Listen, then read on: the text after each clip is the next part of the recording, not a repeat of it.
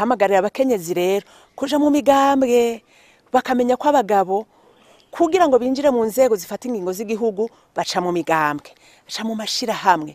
Abakenyezi rero bose bakerebuke, uno musi umukenyezi w'uno musi si wa mukenyezi w'umuzezwanzu, si wa mukenyezi zo ku mahariya, arategerezwa kuja muri ibi bintu vyose n'abagabo bashoboye, akamenya ko atazobitora mw'ibarabara, ategerezwa gukerebuka akabikorera, akabijamwe ari uko yerekanye yuko abishobora.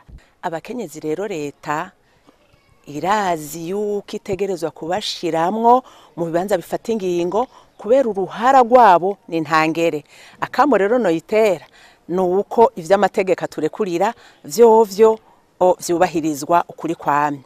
Mbere n'ibitari mu itegeko kubera ko uruhara rw'abakenyezi ari ntangere, leta yomenya ko mu bibanza vyose bifata ingingo hogaragaramwo abakenyezi, kuko ndongeyeko turashoboye.